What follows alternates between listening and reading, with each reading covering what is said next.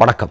நம்முடைய சுதந்திர இந்தியாவுடைய வரலாற்றில் இதுவரையிலும் நடக்காத ஒரு அசாதாரணமான நிகழ்வு மேற்கு வங்கத்தினுடைய சட்டமன்றத்தில் நடந்திருக்கு.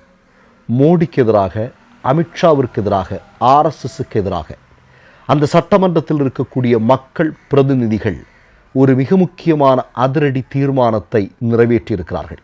அதில் அவங்க என்ன சொல்கிறாங்கன்னா, வங்காள மொழிக்கு மோடியும் பாஜகவும் ஆர்எஸ்எஸும் எதிரானவர்கள், மோடியும் அமித்ஷாவும் வாக்கு திருடர்கள், மேற்கு வங்க மாநிலத்திற்கு ஆர்எஸ்எஸும் சங்கபரிவார கும்பலும் எதிரானவர்கள்.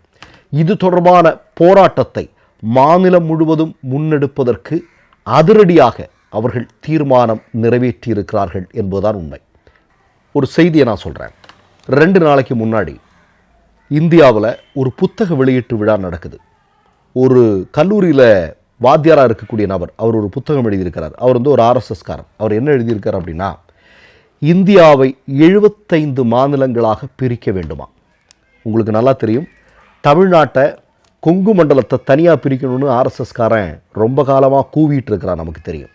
மேற்கு வங்கத்தை 2ஆக 3ஆக பிரிக்கணும்னு சொல்லி இவனுங்க பாடுபட்டு இருக்கிறாங்க. என்ன அப்படின்னா, இதுக்கு பின்னாடி இருக்கக்கூடிய திட்டம் என்னென்னா, இவங்க எந்த இடத்துல வெற்றி பெறுவார்களோ அந்த இடத்த தனி மாநிலமாக மாற்றிடணும். அதான் இவங்களுடைய திட்டமாக இருக்குது. வெற்றி தான் இவங்களுக்கு முக்கியம், அதிகாரம் தான் இவங்களுக்கு முக்கியம். நான் இது எதுக்காக சொல்கிறேன் அப்படின்னா, ஒரு தினத்திற்கு முன்பு மேற்கு வங்காளத்தினுடைய சட்டமன்றத்தில் மம்தா பானர்ஜி அவர்கள் ஒரு விஷயத்தை சொல்கிறாங்க. இதற்காகவே அந்த கூட்டம் கூட்டப்பட்டது.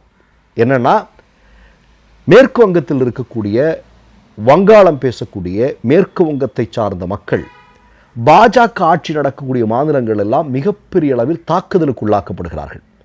ஜூலை 14ஆம் தேதி நல்லா ஞாபகத்தில் வச்சுங்க, ஒடிஷாவில் பிஜேபி ஆளக்கூடிய மாநிலம் ஒரு 442 மேற்கு வங்கத்தை சார்ந்த மனிதர்கள் அங்கு இருக்கக்கூடிய காவல்துறையால் மிக கொடூரமாக நடத்தப்பட்டிருக்கிறார்கள்.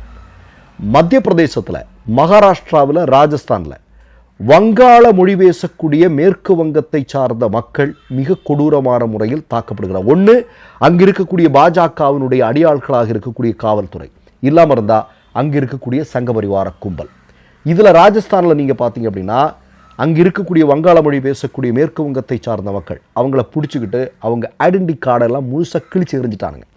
இப்போ கிழிச்சு எறிஞ்சிட்டு கொஞ்ச நாள் கழிச்சு பார்த்தா இவனுங்க என்ன பண்ணோன்னா, அவங்கள பிடிச்சிட்டு இவங்க கையில் எந்த அடையாள அட்டையும் இல்லை, இவனுங்கெல்லாம் பெங்களாதேஷ்லேருந்து வந்தவனுங்கன்னு சொல்லி தூக்கி உள்ளே போட முடியும்.